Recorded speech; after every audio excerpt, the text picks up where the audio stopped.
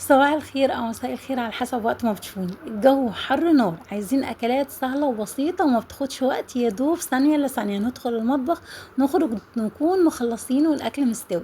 النهارده هنعمل سندوتشات سهله ولذيذه، بصراحه طعمها هايل، اهم حاجه فيها ان هي اصلا ما بتاخدش وقت. يلا بينا نشوف عملناها ازاي.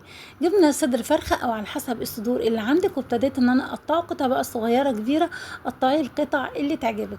جبت الوok بتاعي وابتديت ان انا اضيف الماده الدهنيه، عباره عن زيت على سمنه. حطي الماده الدهنيه اللي تعجبك وقطعي طبعا القطع اللي تعجبك، وابتدي انزل بيها في الماده الدهنيه وتكون ساخنه جدا. ابتدي ان انا اشوحها كويس جدا، وهكون ضايفه فصين 3 كده توم محترمين، وهضيفهم واشوح برضو القطع الفراخ. ضفت هنا بصلايه مبشوره، عايزه بقى تقطعها قطع صغيره او جوليان جوانح رفيعه، مفيش مشاكل. ابتديت ان انا اضيف التوابل عشان تتحمص معانا كده مع قطع الفراخ: توم باودر، بصل باودر، جنزبيل، بابريكا، وحطيت السبع بهارات او بهارات مشكله، فلفل اسمر، شطه، والملح. هبتدي ان انا اضيف المكونات دي كلها، وبعد كده هبتدي ان انا احط طماطمايه قطع صغيره، مع قرن فلفل سبايسي، قرنين فلفل رومي الوان. حطي او ضيفي اللي يعجبك. انا طبعا لازم اضيف حاجه سبايسي في قلب قطع الفراخ، انا بحب الحاجه تكون طعمها مشطشط شويه. زي ما انتم شايفين كده كوبايه ميه سخنه ضفتها علشان القطع الفراخ تستوي معانا.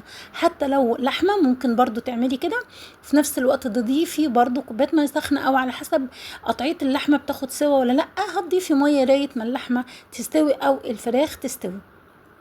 زي ما شايفين كده الفراخ طبعا ما بتاخدش سوا زي اللحمه، يا دوبك كوبايه الميه والفراخ استوت. زي ما شايفين كده بقى هبتدي ان انا بصوا بقى الصوص بتاعها خطير، وفي نفس الوقت قطع الفراخ استوت وتحمصت التوابل، ريحتها خطيره.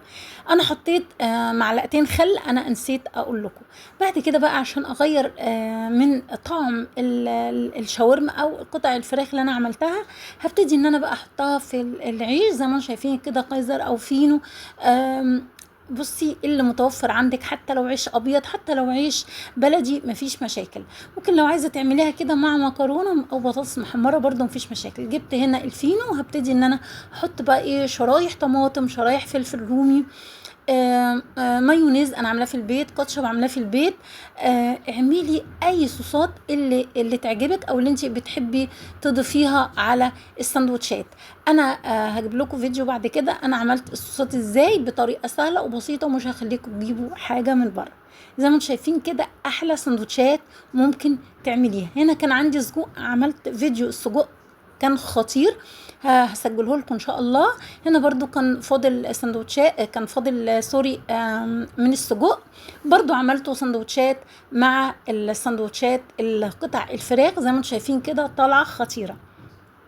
في الجو ده محتاجين ان احنا نعمل حاجات سهله وبسيطه وفي نفس الوقت لذيذه. ان شاء الله يعجبكم، ولو عجبكم متنسوش تعملوا لايك وشير واشتراك في القناه، ومتنسوش تفعلوا الجرس.